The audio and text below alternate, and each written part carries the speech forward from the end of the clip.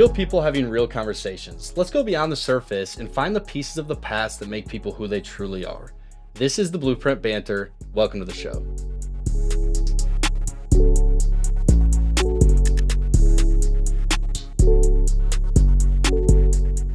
I am Derek Lyons, your host of the Blueprint Banter podcast, and here today with me is Matt Boelman, President and CEO of Perfect Cut. Thanks for coming, Matt. Thanks for having me. Appreciate it. I think today we just get started with you letting us know a little bit about what your typical day looks like in your current role, Okay. and just kind of the landscape of that, and then we'll kind of dive back in and see how you, I guess, arrived to that point. So. Well, I'll do my best to describe a typical day. I mean, a typical day is typically not doing this on a typical day. So, it changes from day to day. As you mentioned, in my role, the dynamics of my role do change from day to day. You mentioned Perfect Cut. That is the brand, or the business that my partners and I started. Back in kind of the 89 to 94 time frame. Okay. 89 being the start with my partner Corey Ballard, who had started the business. 94 being the year that we first incorporated the business. But we also do have another company that I guess I'm ultimately responsible for, and our team is, and that's a company called Quality Care, which is our Eastern Iowa. We call it our Eastern Iowa flagship brand. We were operating over there in Eastern Iowa, Cedar Rapids, Coralville, Iowa City area since 2011. But in last year, at the end of, I guess it wasn't the end, the beginning of 2023, we did a strategic acquisition of the company Quality Care, which was a 45-year-old based company out of Coralville, servicing Coralville, Cedar Rapids, North Liberty, Iowa City, that was just a fabulous company, a fabulous team. One that we not only admired from afar, being a competitor in the area, but one we just highly respected. Probably the largest brand, well-known brand name in the market. And so we did an acquisition of them, and then merged our Perfect Cut operations or Perfect Cut brand into the Quality Care brand at the starting in January of this year. So we are operating Perfect Cut here out of Des Moines, out of our Council Bluffs, servicing Council Bluffs, Omaha, and then we have the two locations, one in Coralville, one in Cedar Rapids, operating as Quality Care. So,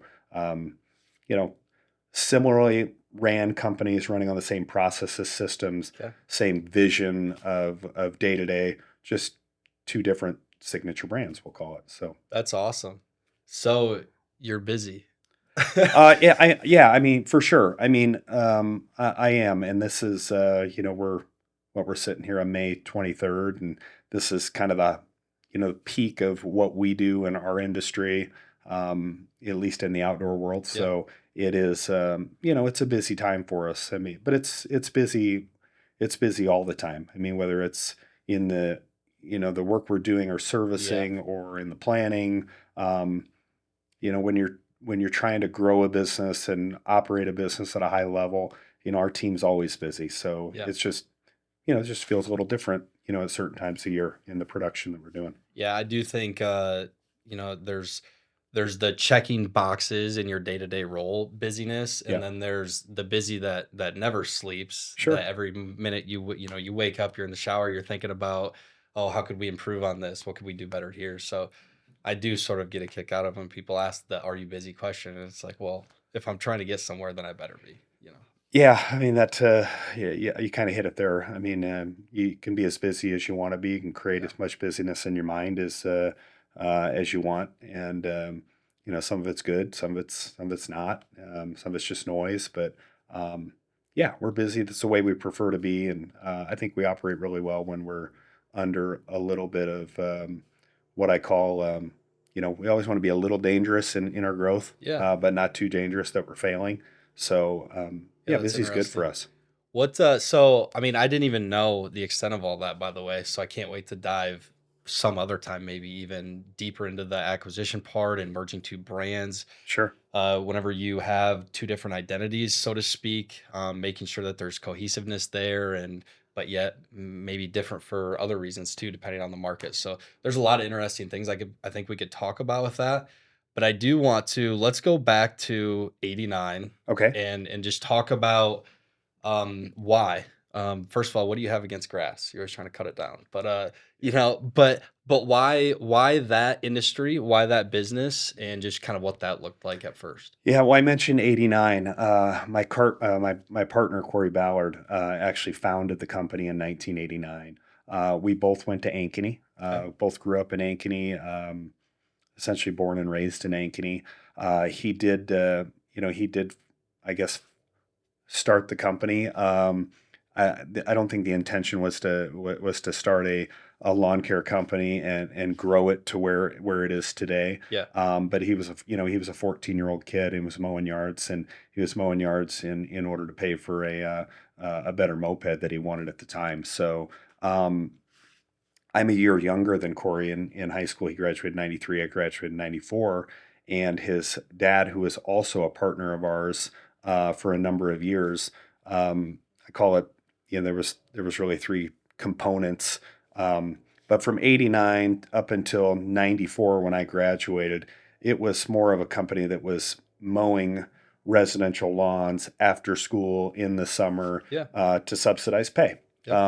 In 1994, when I joined the business to have a summer job. I was taking some classes at DMAC coming up on the business side. I didn't really necessarily know what I wanted to do, but it was one of those things like I felt like I needed to go to school Yeah. because that's what you're supposed to do. Yep. And so I did that. So in 94, when the business became incorporated, anybody who's grown up around the Des Moines metro, Ankeny at the time looks much different than it is today. Yeah. I mean, much different.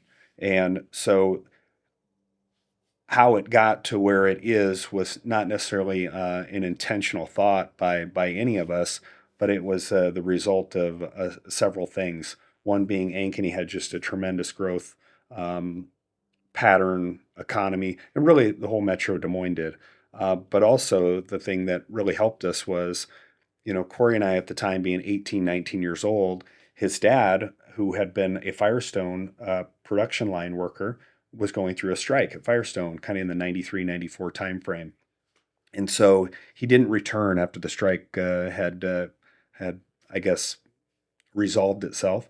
And we were up against, well, this is what I'm going to do as a living, being his dad, Bob, after leaving Firestone after 20 years after a strike. Yeah. And then Corey and I being 18, 19 years old and having no fear Yeah. at the time and really no understanding of business risk or anything. So I say that it was a blessing, those components, his dad having went all in and Yeah. being all in as I'll even call it I really will even call it a mentor from a work ethic Okay. commitment side. Yeah. Absolutely. Probably the hardest worker I've ever met still to this day in my life. And then two 18, 19-year-old kids who were go-getters and hustlers and didn't understand business risk. So the perfect storm of an economy and those things really Yeah. helped catapult that during that time frame. So Yeah, I think that's that's awesome. There's probably something to be said for that generation of people at that time too that were working those factory jobs and still, obviously yeah. some are today in whatever capacity.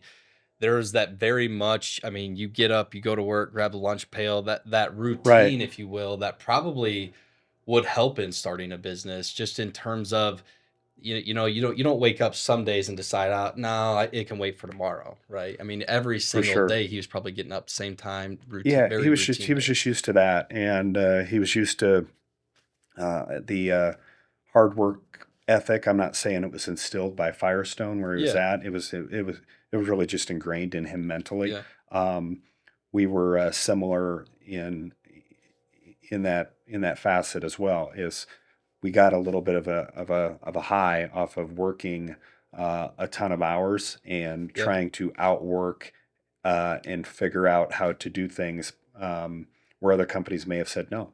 yeah, And so there was just some magic in a bottle at yeah, the time, and you know, thankfully that progressed through a number of years in the growth cycle of where we were at the time and where we're at now. It was just it created the energy, it created the foundation for a lot of growth and a lot of the teammates that we had brought on.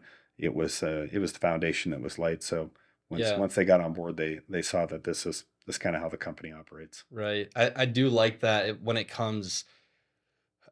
I think people don't realize sometimes that when things come by naturally, or not to overuse the word organic, but if you're not trying to fake it until you make it, and it's just actually who you are by your Right. DNA, it's a lot easier because it's repeatable, right?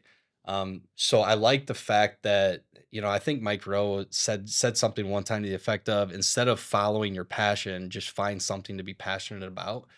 And I like the idea of a business starting by two people, or three people in this case, that are just hard workers by nature, and you need something to, basically a vehicle to channel that energy into. And what's it going to be? And in your case, it was the yard game. Yeah, that's really what it was. It wasn't that I had a passion for landscape or the outdoor world, or Yeah, Corey did, or his dad did. It just happened to be the business we were in. The passion came from, this is the business we're in. Now, how do we make it bigger? yeah, And how do we grow it? Not really knowing why. It's not like we had a business model, say we want to get it to here or get it to here. right, That was never discussions that we had. It was always the discussions were all about how do we win our next how do we win our next client? We'll just see what happens. yeah. And that is like I said, that's transpired through a number of years, and then a culture and team that's bought into that game. And so we've we've been pretty blessed with those situations that happened at a young age, but also blessed by a number of teammates over the years that have bought into that It's process. fun when somebody can bring their own identity, that it doesn't have to be exactly like yours, but it's a unique spin on kind of on Sure. how you're already operating. And then you're like, oh, like, we're relatable in different ways, that maybe I didn't even know was possible. I've loved seeing that with our team as well. What do you think? Was there a moment where you sat down, or you guys got done mowing one day, and you're sitting there saying, "Hey, I think this is a real deal here. This is no longer, a transition from a factory job to mowing lawns. It's no longer just a couple kids trying to make money." Was there an aha moment, or did things just gradually keep growing? There's been several aha moments over the years. The There was certain businesses have different aha moments, and they different definitely some business have great startup plans Yeah. and maybe have a blueprint. We didn't have really that blueprint, as I mentioned. It was a game of winning, figuring things out, working harder and longer than not only our competition, but really just those around us in general. And at the end of the day, we hope to have a little money Yeah. to have. Every dollar was reinvested back in the business, and it really was. It wasn't a money chase for us. The chase was the win. Yeah. The hopeful results where there was money left, and that was a result of doing things, good, hard, uh, more consistent, and better than others on a day to day basis. I think the aha moment came when business became real. Was 2008 was kind of was the crash of the housing market, the Hmm. crash of the banking market. Even though it seems like yesterday, that's we're going on 16 years now Yeah. that happened, but that aha moment happened to us. We were in the home builder game, um, on a couple components of our business pretty heavy. One being in the landscape construction world, one being on the snow removal side, where we were doing an enormous amount of work for several of the large home builder developers here in town. And that aha moment came when those people essentially went under, Yeah. and went under in a very short period of time, like within a matter of what seemed like a month. Yeah. Um, that moment, though, impacted us because we were not good at collecting on our receivables. We were like, oh, you'll pay us later. Yeah, we understand. Yeah. Um, and we were hit with a significant loss. To this day, I still don't know how we really absorbed it or made it through.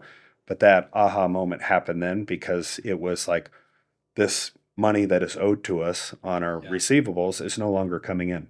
Yeah. So And it's you were dead on using the that as it's dead on leverage the for balance sheet. yep, It's dead to the bank. yep. And it was one of those moments where we actually met with a bankrupt attorney Mhm. and talked about what would that look like if we're not to get able to get through this. Right. And that moment came, and I remember talking with our accounting firm at the time, and he said, "Well, that's an option. Or the other option is you can work your way out of it." Mhm. And that really changed our perspective of we actually have a business here that we have financial responsibility and can impact us, but we have a ton of teammates here that Yeah. are dependent on this business for their livelihood too.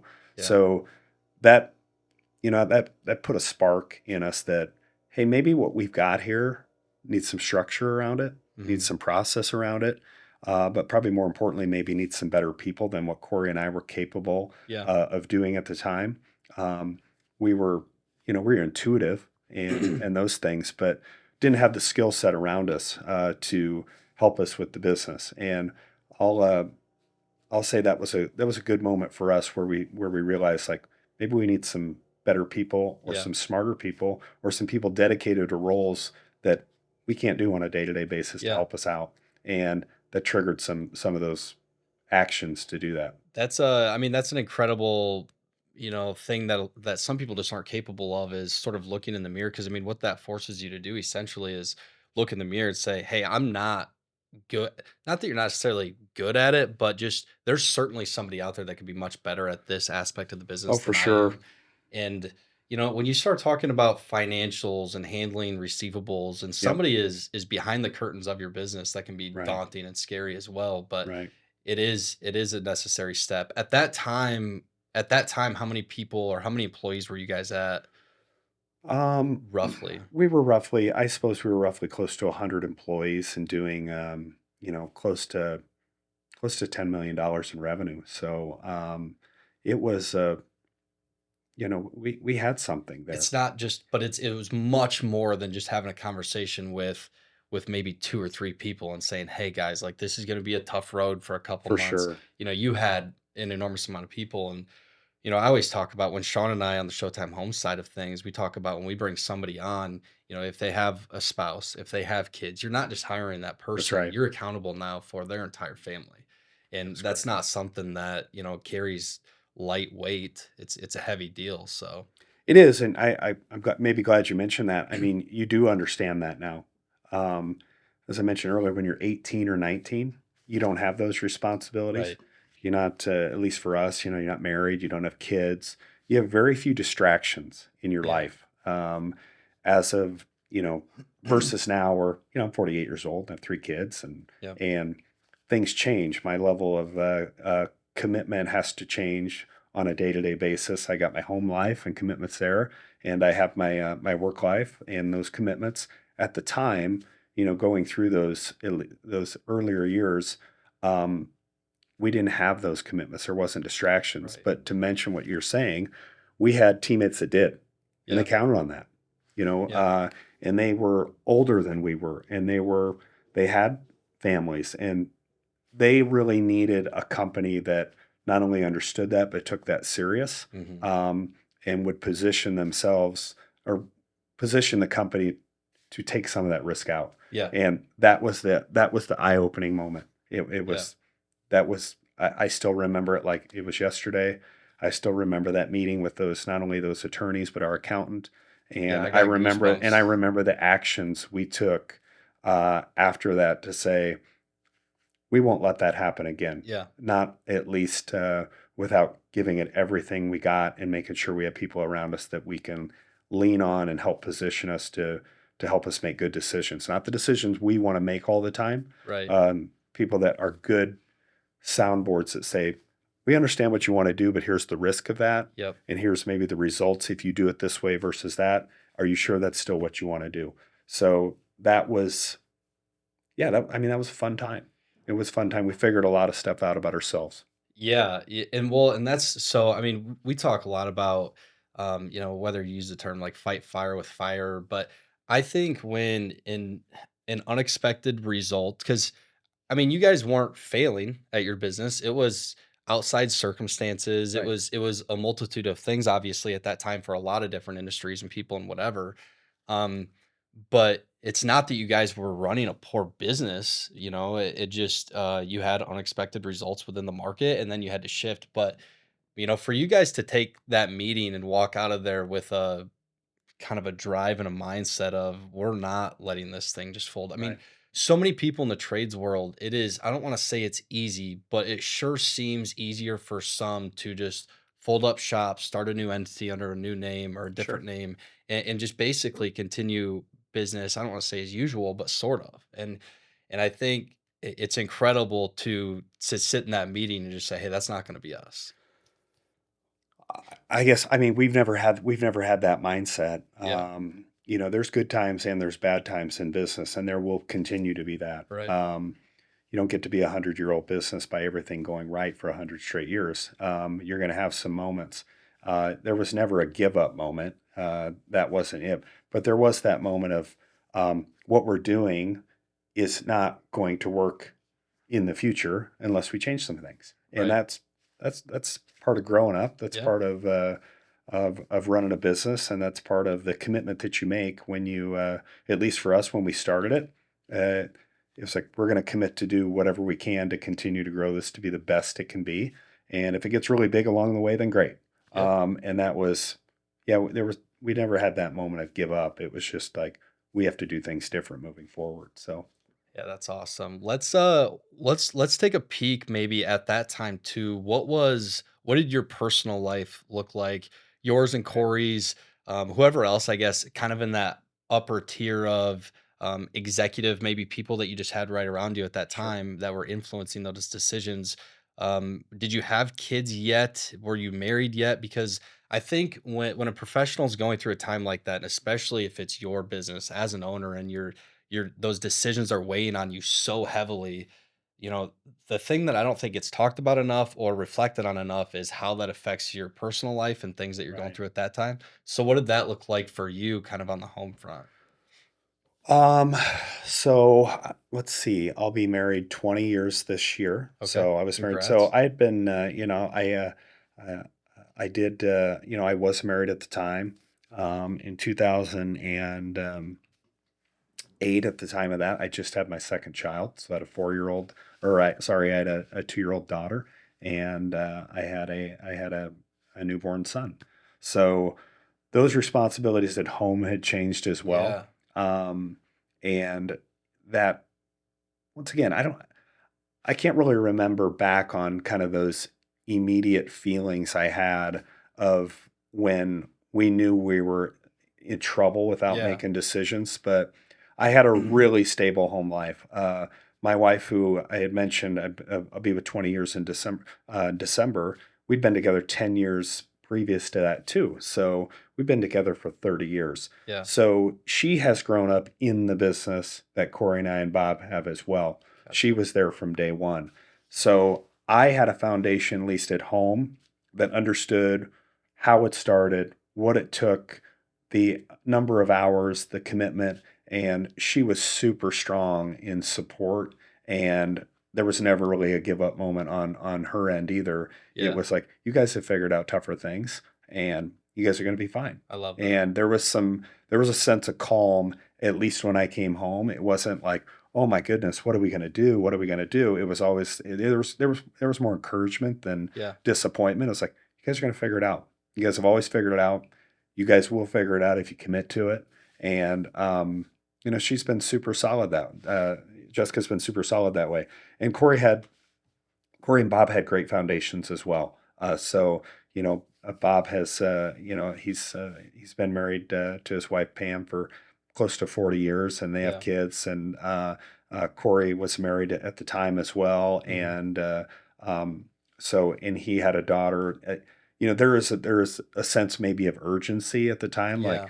hey, we really got to buckle down. We got bigger commitments than just work is due. We have a family to support. Hmm. But I had a solid rock. I really did. I had a solid rock behind me.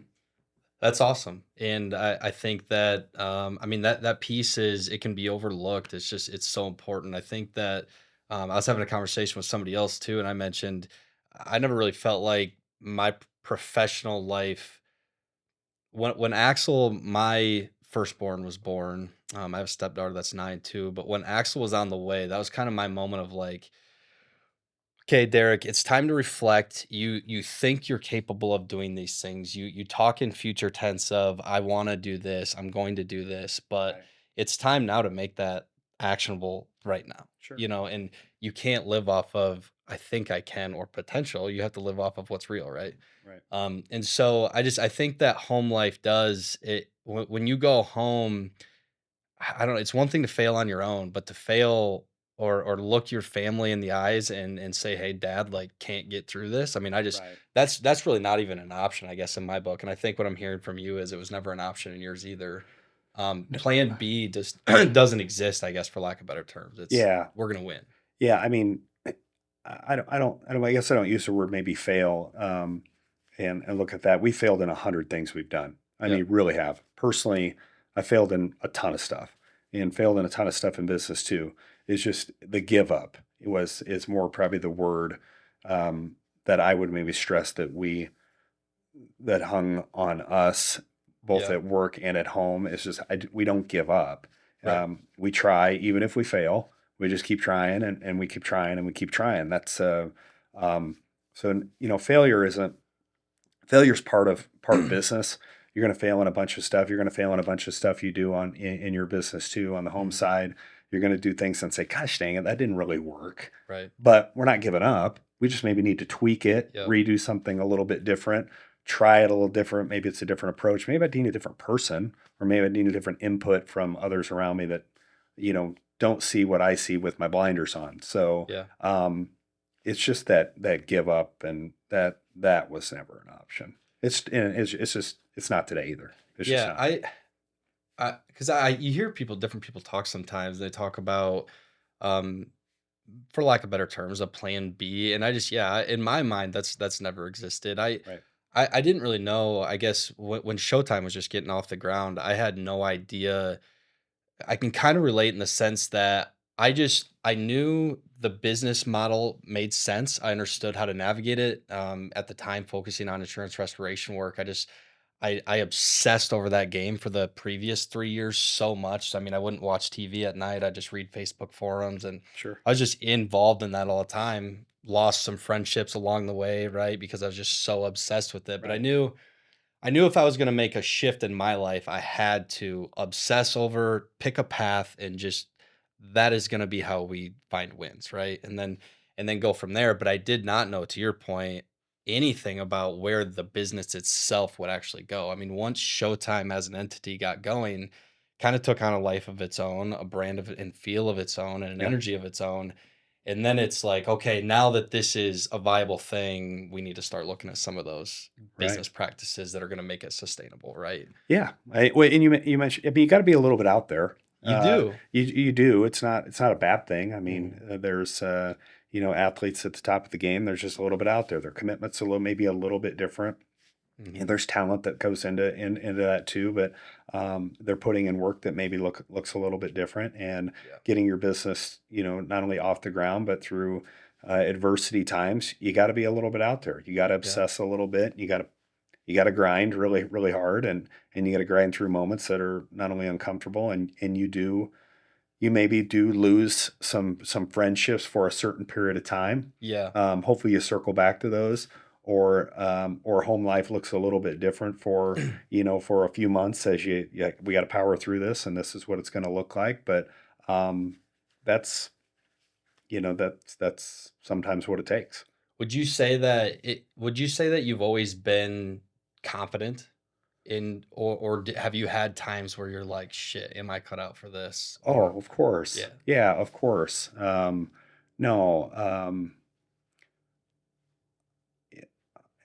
there's hundreds of things I'm not confident in all the time. Uh, I think that's developed over time. mhm, There was moments when we were for sure when we were 18 years old and you're trying to sell a client yeah, on a large property that they should trust an 18-year-old, and we're just better. We're just right, really good, yeah, and you're 18 years old, right? yeah, And so you got to learn through a lot of failure, Um, when you fail, you got to reassess it. What could I have done wrong?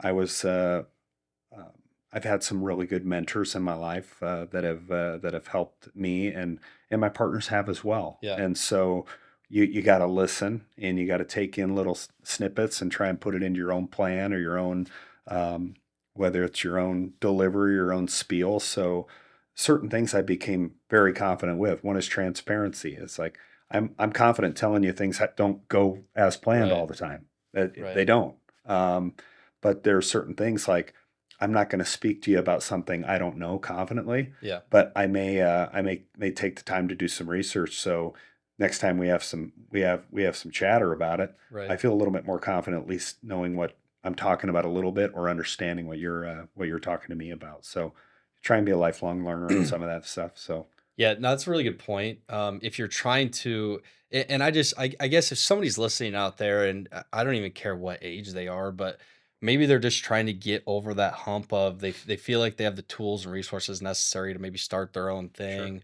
or maybe it's not even start their own thing, but maybe it's partner up with somebody in a business, or right, but they're just maybe like fearful of taking that leap.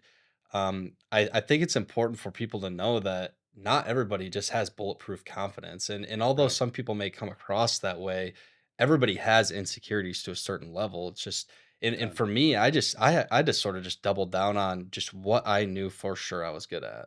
And that was I'm gonna bring the heat, I'm gonna bring the energy all the time. sure, And to your point, like nobody in this field is gonna obsess and work harder over it than I am. And everything else is just gonna have to kind of fall into place, right, So because I've even had some people kind of mention to me like, you know, like not that you've changed, but just, you can kind of see a person develop and mature into certain roles. And I don't think it's leaving that old person behind, but I think to your point, we're just trying to get better every day and become an obsessive learner. So yeah, for sure. Yeah, I mean, it just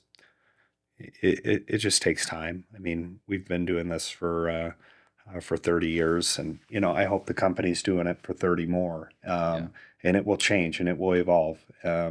And you have to evolve with it. You're figuring that out on your own yeah, and starting your own business, and that's something we had to figure out as a team too. You got to be a lifelong learner.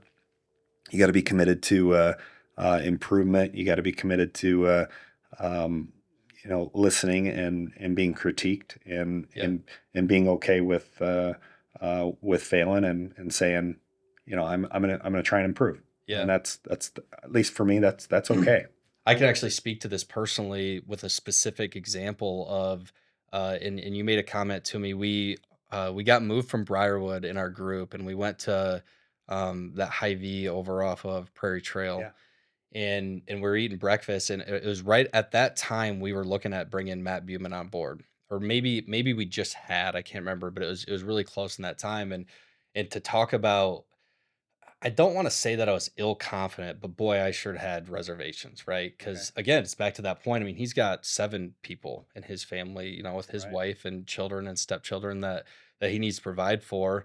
Um, I knew deep down, and Sean was my business partner, is even more confident in the fact that he's just like, "Derek, if this is the direction we're gonna go with Showtime and be full on home builder and build higher end homes, Yeah. this is the guy that we need for sure. Without that piece being filled, we can't do that. So there is no tippy toeing. There is no, Right. checking the temperature first. You do just have to dive in, sort of. But you made a comment to me where you basically said, in paraphrasing, that that's when you take your first step to becoming a real company. Is when you bring that, because I mean that was technically our first employee, first W-2 employee, right? Right. So it's no longer just going and selling some jobs, running 1099 guys. Like you're becoming a real company now. So Yeah, and there's fear in those decisions. At least in our business, I realized a long time ago, everything that we do within our business involves the human touch. We're not a technology-based business in the fact that technology doesn't cut grass, yeah, it doesn't remove snow. There's tools within it that help you manage it and route it and get some great data to see if you're profitable or non-profitable and what you need to do to adjust. But I assume your business is somewhat similar too. businesses rely on great people, Yeah. and in order to grow it, you have to have great people, and sometimes you take those leaps when you're Yeah. scared. Sometimes the timing's not ideal, and we've had a ton of those times. We've had people come to us that we were not ready for, but sought us out, and I remember having those conversations with my partners. It's like, we can't afford not to hire this person Yeah. because we may not get another opportunity. Now we may have to figure it out on the Yeah. backside how to afford it. Right. And that's when you go to work. Yeah. And so there's that happens. And you'll continue to probably have those moments. You hope to have those moments. Yeah. That you get to make those decisions and you hope they work out, and you look back at it and say, that was one of those moments that was, remember how scared we were, and Yeah. look what it did, and look where it got us. Um, I think that's the fun part about reflecting, Yeah. when you reflect back on your business and those decisions that you made when you were either not ready or you were scared to do them, and they Correct. work out. That's exciting. Yeah, Sean and I talk a lot about, in business in general, it can be there's so many decisions that have to be Right. made, right? There's daily decisions, there's future decisions that maybe are going to impact you 2, 3, 4 years out. Mhm. But decision fatigue, for one, can be a real thing. But it can be so difficult if you put the pressure on yourself to make the perfect or the right decision every time. It's impossible, right? We could because we just don't know. There's going to be unexpected circumstances that affect these decisions, and we just don't know the exact outcome. And so Sean and I talk all the time about there's no such thing as a right or wrong decision. There's just, in my mind, and this is just how I think, is that you make a decision, and then your actions after you make that decision are what eventually either support it or let that decision be wrong or die. Right. So, in other words, if you bring on a new employee and you're trying to take that leap and then you just sit on your hands and hope things work out, that decision, you're going to fail. And then that decision can look wrong, Mhm. but it wasn't the wrong decision. The actions after that decision didn't support it. Right. So, Yeah. kind of Yeah. having that fire and that energy, to your point of, there was no give up with you guys. And I think we can echo that sentiment as well. Yeah, and the dynamics of our partnership, help that too. I'll speak for myself first. I'm probably more of a thinker, probably more of a calculated decision Okay. maker, calculated risk taker. I want to know a little bit of data. My partner Corey is very impulsive decision making, Okay. to a really good, to a really, I'd say, to a good fault at the time of our business. So when we would make decisions like that, as an example, it's like, well, I think that's the person. We got to move. Yeah. And I'm like, I would think, well, how are we going to afford it? What are we going to do? What actions do we need to take place if we're Yeah. going to bring that person on so they are successful? Right. And then our other partner, Corey's dad, Bob, was he was great in because partnerships are tricky, Yeah. right? Especially when there's three of us at the beginning. Yeah. But our dynamic was really good because Corey was a quick decision maker, impulsive. Okay. I was more of, I understand, I'm with you. I just want to think through it and what we need to do in order to get it working. Yeah. And Bob was, I trust you guys. I love that. I trust you guys. So So he would just sort of let you guys kind yeah, of work I through I it. trust you guys. I will support it. You know what my role is, and I'm going to continue to work. Yeah. So that ethic's always going to be there. That, when I mentioned at the beginning, that was a little bit of the magic in the bottle. Yeah. Partnerships don't always work like that. Partnerships can be very complicated. When people talk to me about partnerships, those are tricky. Mhm. Most don't work, or they have a lot of maybe they have a lot of back and forth. And some of it can be, but I can think of literally a handful of discussions that went awkward Yeah. for us over 30 years. And so when I think of all the It's not a decisions that lot. we made over 30 years, and really I can only think of a handful, we were pretty dialed in on making the decisions both quick Yep. and calculated, and with support from the third partner. I'm like smiling inside listening to this because did you guys? I'm just gonna ask the question. I guess we'll get there this way.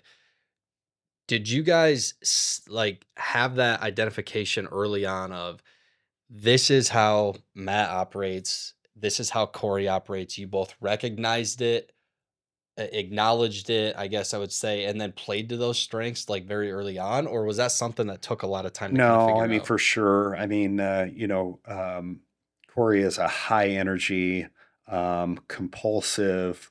I mentioned high energy there. That was magic at the time. Hmm. A lot of energy in a business. I was calculated. I was process Yeah, oriented, and I was one of, in order, if we do that, how do we get it to reflect back to the client that what we yeah, sold them is truly what we sold them, and didn't yeah. sell them a bunch We of delivered bunch of on it. crap. Yeah, And Bob's was, like I said, it was in support, and the work ethic, backbone, drive, and all in commitment was there. yeah, So the personalities were distinctly different from that point. But operating in a business, we still had the big picture, and it goal was very common: yeah. grow the business. Yep. We're going to freaking do it right. We're going to be committed, and we're going to be the best. Yeah. That commitment was universal. It was nice to have the different components of thinking to it. You know, Corey and I obviously became, best friends through this, Hmm. and those are things that are tough in a partnership as well. Yeah. Especially after that long, we're probably more like brothers or family now. Uh, even though he's still absolutely one of my best friends. Hmm. But yeah, that I mean, that identity was known from day one. I mean, those are personalities that exist within you. Do you think that um, for the partnerships that fail, that sometimes people try to, whoever they get into business with, they get in with the idea that I want to get in with somebody that thinks exactly like I do, For and sure. sometimes that's what causes that friction Absolutely. I because mean, it absolutely can. when to your point, I think our situation, it's funny, I didn't know exactly like how your guys' story, I guess, started, came about, and how that worked, but I started Showtime didn't become a business until Sean came on board because Sure. he's the calculated one. I was the one that was just like, hey, I know that this model works, I know how to talk the talk, walk the walk, and have the energy to do it, but in terms of actually implementing anything, I mean, I Right. was still, when Sean came on board, I was still writing paper checks, Right. and this isn't in 1990s, right? He's like, "What are you You doing? doing?" He's like, immediately it was almost like, I need the keys to the bank account essentially. I need to be able to be cutting checks through the printer and logging these things through QuickBooks, and he just, but that wasn't something where I said, "Sean, I need you to do this." He came on board. He wasn't even getting a paycheck at first for the Right. first like 3 months, just because he knew, he kind of saw the vision and the energy was there. And he knew if he added his part and and held up his end of the deal, I feel like that we did have something sort of magical together. Well, So it sounds like you had a pretty intuitive guy, yeah, he's in incredibly a smart. partner, and we had a lot of that too. It was just, and it wasn't educated intuition that we learned, through school. It's just, we had some of that street smart intuition when decisions, needed to be made. We were quick to jump, but still calculated enough, even uneducated in a young age, Hmm. that we knew that we had to think about how we were going to do this in a given 7-day work week, and what the impact was going to be, and who we needed to have involved to help us achieve that. Um, so those dynamics of that partnership were they were similar enough from the vision standpoint of where we wanted the business to go, but not similar enough to conflict each other on a day to Yeah. day basis of what we needed to do. So it worked out. We feel fortunate. And I think if both of them were sitting here, they'd probably say the same thing. It's just we had enough yin and yang Yep. between us to make it work.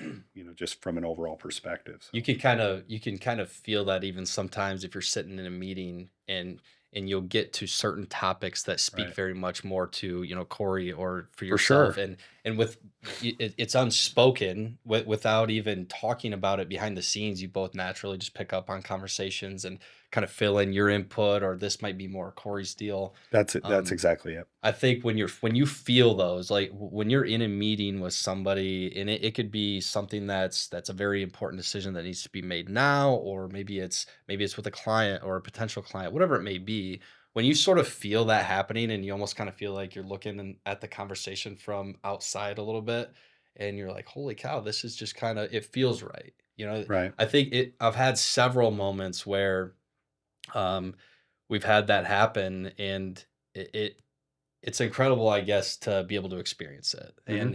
And you hope that when you're involved with people that are that close to you and they can either build you up or they can tear you down, right? For sure. That you have that yin and yang. So yeah, I love that. I love that part of it. Yeah, that's what makes it fun sometimes, I for sure. want to you said uneducated. Uh-huh. So once you said you took some class at DMAC, right? I did. Did Corey go to school at all He or did not. yeah. No, he did not.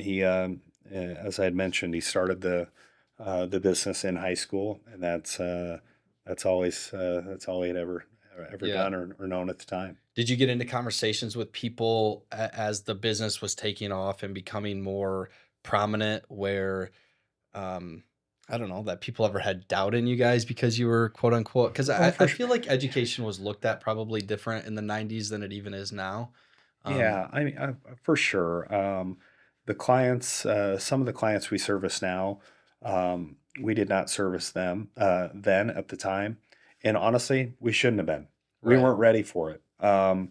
There was a lot of education that we needed to learn through our own failed experiences to put into the business to be able to service some of the clients we're servicing now. So even though we had a lot of business, the the business uh, scene or landscape scene, no pun intended on that, just looked different in the types of clients we were servicing.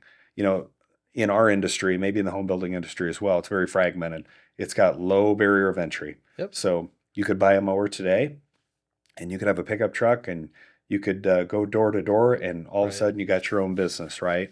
But certain businesses require certain amounts of accreditation, certain amounts of standards. It could be OSHA, it could be financial. They want to know if you're working with a financially stable company in Yeah. order for them to approve you. There's a lot of things that happen when working with larger um, clients, because they want to know that the people they're working with are also stable and Mhm. can handle a situation in the event something catastrophic happens. Yeah. So that is the stuff we had to learn on the fly.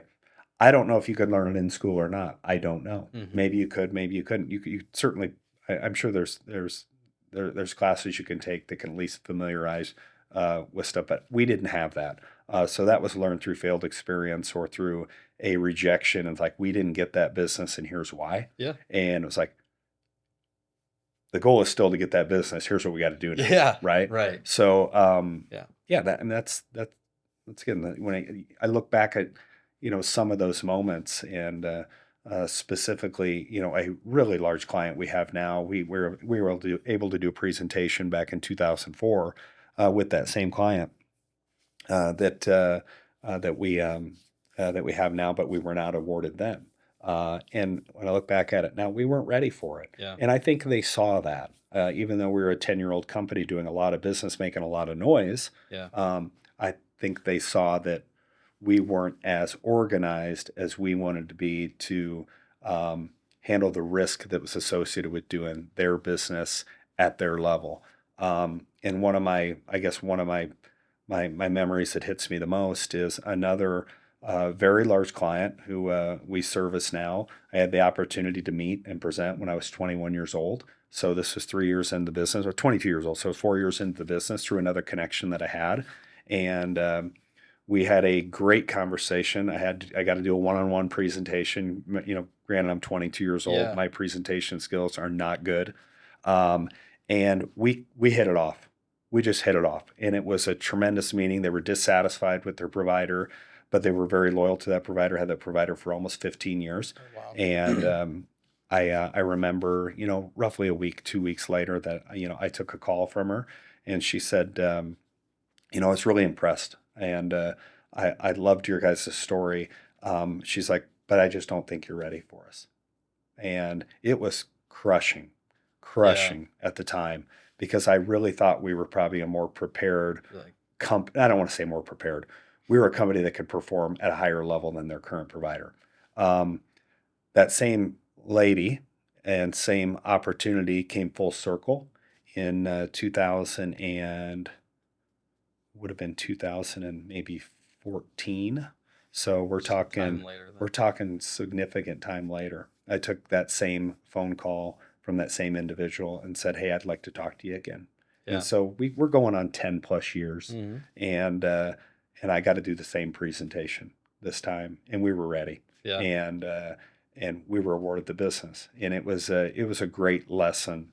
Um, because I remember at the time devastated, you feel frustrated, you're like, oh my gosh, like I know we can do a better job, but at the same time, if something would have happened, Hmm. or while we, I don't know if we would have had the backing behind Right. us or the processes or the safety requirements that could have bailed us out, and it probably would have cost us. So Yeah. in the end, we were able to prepare for 10, 12 years, grow the business up, Yeah. right? And when we were ready, she felt confident that we were ready as well. So Yeah. I it's mean, just a great lesson that we had. taking that as it's so easy to take things personally in business, Uh-huh.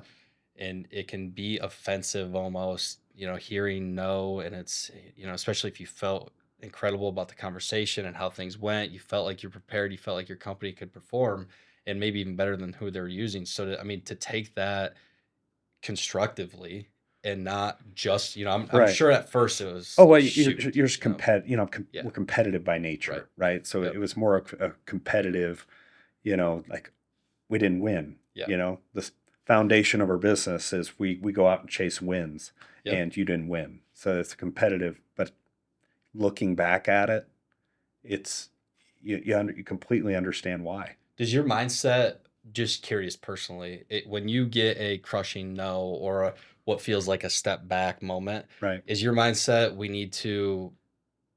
go, we need to have another whale that we're either chasing or go basically make that up? Or is it more, let's go back to the building blocks and find out why and then incrementally try to implement change? Yeah, it's probably more the latter Okay. of what we get told no a lot still. We Hmm. don't win everything that Right. we present or have an opportunity to present.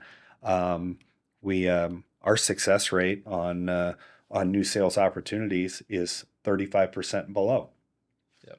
So It's we're not we're not even above the 50% barrier. it's not a bad Um, close rate though. so many factors can apply, right? In those no's, loyalty and pricing and all those things, maybe just general feel of the conversation at that time.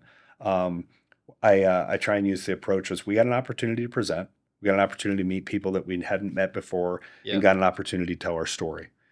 Now, what we heard from the feedback is if we heard something, and maybe it was pricing, Yeah. maybe it really wasn't pricing. We're really happy with who we have. We're just seeing what's out there. Hmm. Well, then, congrats to that company. They're doing a great Right. job. Right. So we try and reflect on it. What could we do different? Yeah. If we need to tweak something, we're going to try and tweak it. If I got to bring other people to the table, and that happens with our newer business developers for sure. I'm like, you have tons of tools around you. Yeah. You have people with tons of experience, people that have been told no a lot, Yep. people that have failed a lot, and you have industry experts. Use your resources. Yeah. Use your resources. I can't stress that enough. So Yeah. sometimes I just need a different feel. Maybe it was a person that was incredibly operational mindset that we're presenting to, Yeah. Understanding and kind of how I'm how like, their brain I works. need an operational mindset to Yeah. help present this because they're gonna talk operation. They're gonna Yep. talk the why we do it a certain way. Maybe it's Yeah. equipment. Who knows? Maybe Maybe it's it's safety. invoicing and understanding how that navigates. Yeah. Exactly it. Yeah. So knowing your client, who you're presenting to, and making sure that you have tailored or you have the people in the room that can help you and assist with that Yeah. are all critical to that. So it's not a function of like being upset. It's Yeah. just a like, how do we rethink this? I like that. I mean, we talk very often, and how I could relate to that, I guess, inside our house is just, we need to go find a win. It doesn't Mhm. have to be huge, but it needs to be positive. And it might be something as simple as, um, just getting back to that client maybe that reached out 4 days ago, Right. and we just X that off the list. We Mhm. reach out to them, we have a conversation, good or bad. Maybe it was a problem client or whatever, Right. right? But find something that you can go, because there's so many things in this world that we can't control. But let's just go find something that we can get a win at, Sure. and view it as a win and think positively, and then just hopefully keep stacking them and get that momentum back, Right. right? So, um, I very much I like that approach, and I think the same way in terms of it's incremental, and sometimes even though it might be a terrible loss or feel like it at that time or devastating, let's Mhm. just go start finding little things again to kind of create that momentum. Like the Tom Brady dink and dunk approach, honestly, Yeah, I mean, I mean, you have to move on, Mhm. and you can't sit too long and ponder, but you can take what that experience was and try to apply something different to it, and hopefully, as you mentioned, you don't forget about them. Yeah, And our business is residual, so um, most of our business right. is residual, so it they're going to be there the next year, the next time, requesting the same sort of services Yeah. that we provide on a residual basis. So um, you're going to get another shot. Yep. Um, you hope to, Yeah. and you should. I said you just got to be prepared. I mentioned a couple instances where that has worked out in our favor, of just being kind of resilient through that, learning through that, um, showing up each and every day, and you hope you get another shot at it, Yeah.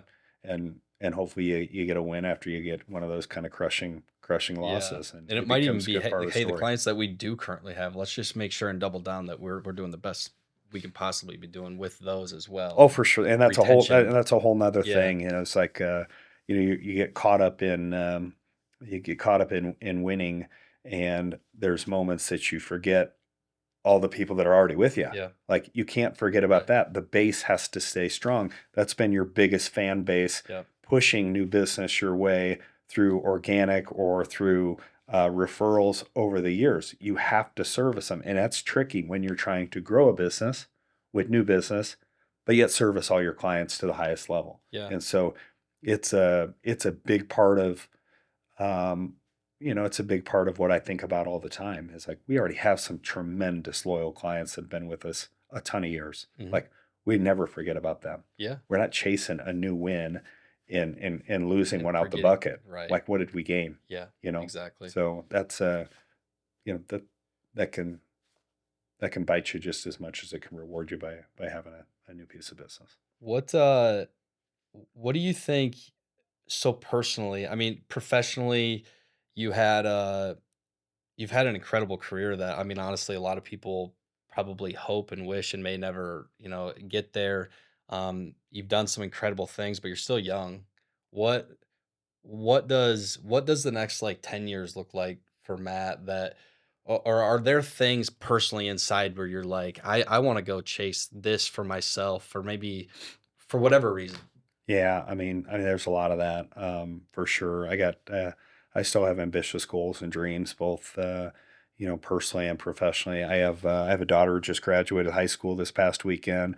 She's going to the University of Iowa, and she's starting her own exciting life Yeah. that, you know, to me still feels like yesterday. We were starting our business at age 18, and she's going to the University of Iowa to get an education and pursue being a doctor in which she wants to be at this point. Now we'll see if she can Yeah. handle the grit and grind Yep. that getting to be a doctor will take, and similar to the grit and grind of being in business, Hmm. right? You got to commit for a lot of years in Yep. order to get to there. I want to provide I want to provide support through my own stories, through my own failures to my kids and family, and I've got some real struggles there. So I Yeah. think I can be a really good sounding board, while also being supportive and not driving my own initiatives into Yeah. them. It's Oh, that's their own huge. life, Right. right? And I'm trying to be self-aware of that just because I know maybe how to do something doesn't mean I have to push that agenda on them. Like they got to figure some stuff out, and I want them to figure it out. It's how you learn, it's how you grow, it's how you start shaping your own personal life, it's how you start shaping your business life. And I can't just be a solve, and my wife just can't be a solve for all the things. Yeah. So they need to fail a little bit. A personal, I've been a personal adventure seeker for close to 15 years now. I get a lot of I get a lot of spiritual personal growth through some of the things I've done in my own personal life, and I'm I'm wildly passionate about it. Yeah. Um, that's tricky with with Jessica. She's not an adventure seeker in the terms of the type of adventure I like to see, which is high thrill, maybe high challenge. But there is a lot of things that her and I can do collectively Yeah. through travel or through our experiences with our kids that I can still get a lot of rush and joy out of, and she can as well. Hmm. So, you know, 10 years is, it may seem like a long time, but 10 years goes really fast Yeah. and it goes incredibly fast. And so, I want to be a good, I want to be a good leader, good mentor for my kids while letting them figure life out on their own. Yeah. And then in the business world, I'm just trying to be the best servant leader I can be now. I mean, I'm fortunate I get to sit with you here today while the business is running. I'm not operating the Right. operational component of it day to day. I've got tremendous teammates that I trust, and I hope they trust me as well. Yeah. And so I want to input 30 years of experience and failures in them and their situations, Yeah. in our all situations, and be as helpful as I can be, and help them grow their own careers as well. I mean, at this point, nothing's more satisfying to me than watching the success of one of our teammates Yeah. versus an individual award for maybe me personally in Yeah. business. I've had some wins and I've had some losses.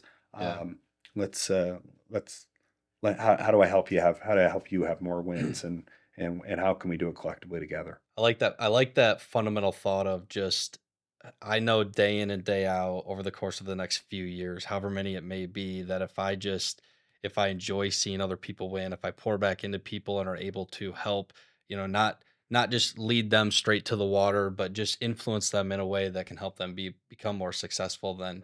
then ultimately through that I'll be more fulfilled. And You so hope. I Yeah, love that I mindset. mean, you hope Yeah. so. At least that's how I've tried to, I guess, position my mental, thoughts, and because they weren't always there, right? Yeah. Growing a business when you're, I don't, maybe it doesn't really matter what age, but it can be very selfish, because it can consume you, it can control your day-to-day emotions, it can become everything to you while others suffer around you, and that that has that Feels like you're has speaking straight to me. that has a lot of Yeah. impact, and uh, I've been in that game. My partners have been in that game. There Yeah. were times in this business where, as long as that was good, everything else would be fine. Where as of now, I'm trying to look at it as long as I am good, personally, emotionally, fundamentally, I think the business will be good.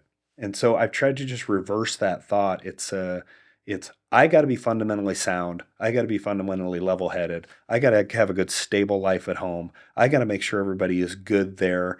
And even though you're struggling, like any Yep. family, right? You're going through stuff all the time. Yep. But if I can control that and keep that calm, not control, that's not the word. If we can keep that calm collectively as a family unit, Yeah. I really think it transforms over when I get up in the morning, I go to work, and we just continue to move in a stable way. So, Yeah. 10 years, I don't know. I'm hope I'm still helping out in any capacity I can with anybody that I can help, either through work or through an experience that they're going through their own work. So, Yeah. and I hope to continue to learn. That's what I'm trying to do. Do you find I don't want to beat down this road too much, but I'm very interested, especially as having young kids myself, and there's so many aspects to business and personal life that are so similar, Right. and I've had, I mean, Jordan, my fiance, she's told me many times, you go do this in your professional life. Why Right. aren't you doing this, Uh-huh. in your personal life, or, with us or as a family? I mean, um, my future mother-in-law has had to check me mentally a couple times of like, hey, you guys are facing this problem, whatever it may be, kind of in your home life or whatever. Right. You speak about this all the time in your business life and in your professional world of taking problems head on and dealing with them, and moving past and not dwelling and doing all those things, are you doing that in your personal life too? Right. And so that's been my biggest thing that I've had to be aware of, and try not to. You can't just go be everything you need to be in the business world and then come home and suck, right? Like you have Right. to somehow maintain that same energy, leave that stuff a little bit at work, but kind of be that same person, I think personally as well, within that family role. So, um, but one other thing though, with the kids aspect of things, w- does that come natural to you in terms of being able to be influence positively, but sort of laissez-faire in certain aspects and let them figure things out on their own? Or is that something that you gotta tell Uh, yourself like, "Hey, Matt, pump the brakes." I've had both. I mean, I've had personal experience in my life. You know, I come from, I'm an only child from a single mom, Okay. right? So I did not have a father figure present in my life from essentially age 3 up. So having kids on my own was something ingrained in me through my own personal experience that I want to be the best father I can be. Right. Um, no matter what that may look like. I got to figure it out, Yeah. right? And I have good dad moments, and I have some really tough dad moments where I have to talk myself and say Yeah. I could have done better than that. Right. You know, my kids are, they're kids. They're in school. They're in sports. There's they don't clean their rooms like I want them to, or definitely like my wife. Right. They don't pick their stuff up, right? Right. And so natural, no. Learning how to parent is it's the biggest responsibility you can have, and Yeah. that's how I look at it right now. My biggest responsibility that I can have is to get my kids out the door on their own, fundamentally sound, with hopefully enough talks, communication as a family where they can function on their own. Yeah. Right? That's the ultimate That's the goal for goal. me. Yeah. Right? I want them to be able to support themselves, support their family, and I want them to be great human beings at the end of the day. Yeah. If they are successful because of that, awesome. Yep. If they do not achieve the financial success they're looking for, but have all the other things that going and are once again are great human beings at the end of the day, to me that matters more than the financial Yep. success that they have. So I'm learning. Yeah. I'm learning. I got an 18-year-old, I got a 16-year-old, and I have an 8-year-old. Gosh, My yeah. 18-year-old is much different than my 8-year-old. My middle child is as cool, calm, and collected as anyone in our family. He doesn't have uh, a uh, a mean bone in him, or he is. Uh, he's as calm and compassionate as anyone I've ever met. My Yeah. daughter's a hard charger. Yeah. My youngest son is a hard charger. Yeah. So we just have to learn. Jessica and I both just had to learn, like, we can't just be hard charging with it. You got to get up and do this Yeah. just because that's what we do. Right. I try and instill it on them, like Right. the importance of showing up every Having some day. And go. Yeah. yeah, I mean, I got a motto and I use it all the time with them.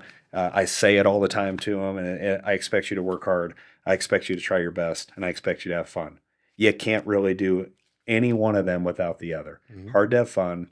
If you're not working hard and trying your best, Yeah. you're probably jacking around and something else is failing. So I preach it to them nonstop. It's the components foundation of what I believe in, and it's you get up and work hard, show up every day, try your best. If you can't, if you try your best and you failed, hopefully you learn from it, and when you come back the next time, you're still trying with that same energy, but you've learned a little bit. And if you do all that, you're probably gonna have some fun doing it. So that's what I preach. You mentioned that you're doing a little bit of business coaching for other people. Did you in a previous conversation, by the way, not on the pod, but did you have or ever hire a business coach for yourself going through? And Yeah. is that something that impacted you and kind of thought like, oh, this is the mental shift that maybe I need to make, and to help you maybe even in that parenting role of understanding that your oldest doesn't operate the same way that your middle child Uh-huh. does? Yeah, I mean, that 2008 aha moment. We were fortunate enough to meet a gentleman that was I guess, semi-retired, but he was a business owner of several banks within the area, and he did some um, I'd call it like almost like a pseudo CFO role Yeah. in a part-time basis. And we talked to him and we showed him, say, hey, we think we're in trouble here and we may need some help. And he said, I think I can maybe help you. I think I'd like maybe doing that. And he was a huge component of instilling learning there's more than just getting business. Yeah. There is protecting the business. And he was huge foundationally for us. So it wasn't really like a business coach. We had hired a part-time CFO who happened to be very successful and retired, um, but understood um, what it took not only to run a business, but understood the ups and downs. And Yeah. it was incredibly impactful, incredibly. And he was with us for 2 years, and he helped us hire our next CFO Okay. because he's like, I can't give you a full time role. Yeah. Now you need a Yep. full time person, but I'll help you. But here's And how here's to. what we need to do. Yeah. And he was all on board of helping us, helped me tremendously, helped Corey tremendously. Um, just taught us a lot Yeah. about the financial responsibility and the personal responsibility of owning a business where people depend on you. Yeah. It just helped. I recently signed up for some business coaching myself, and some days it's very specific and instrumental in terms of the business itself, and then some days it's more just a therapy Yeah. session, honestly. And one of the things that I've learned is since then, I mean, I had a hard time sort of identifying what is my new role now with Showtime, as some of Right. these other people have come on board and basically taken responsibilities off my plate that maybe I had daily responsibilities of before. What is the importance of my role now as a leader, and how can I get better? And so that I needed somebody that was not biased, that was outside of my Right. personal life, somebody to just bounce things off of and talk to about that.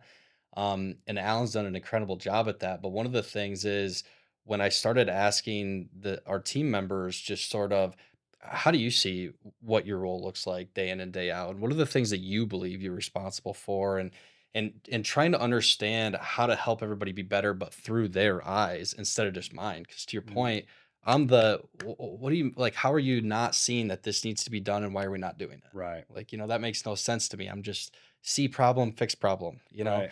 And not everybody thinks the way I do. And what I learned through that though is then when I'm looking at my kids, I'm like, oh my gosh, Derek, you're an idiot. Like, Uh-huh. not only did you not know that professionally, but at home, dumbass, like you're doing the same thing. Right. You have to try to see through a 4-year-old's eyes sometimes Uh-huh. of what the problem actually is. So, Yeah, and their strengths and weaknesses are sometimes different than yours. yeah, And so, trying to drive them kids towards their strengths and their interest, talking through the weaknesses that may impact them of getting there. yeah, Um, my kids they're not me. They're them. yeah, They're a piece of me. They're a piece of my wife, and they're a right, piece of the environment that they grow up in and are exposed to. And they've seen good times and bads at home. They've seen where dads failed yeah, and probably could have did better. And I try and raise my hand at that point and say, yeah, I probably could have did that different, right? yeah, Like that won't happen again, or I'll try not to have it happen again. And damn it, it happened again. right, Talk through it. yeah, So yeah, I mean, coaches I think can be help, whether it's a soundboard.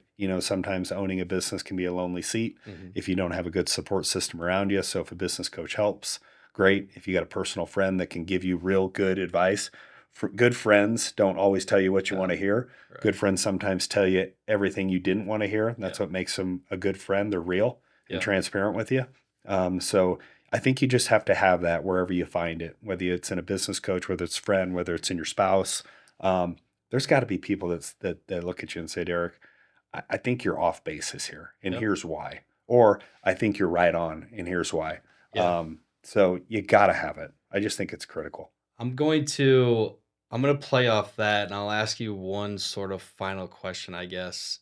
But in regards to that, if somebody's listening today and maybe they don't have any ambitions to go start their own business, and by no means, like, that's great. Not everybody needs to, has to.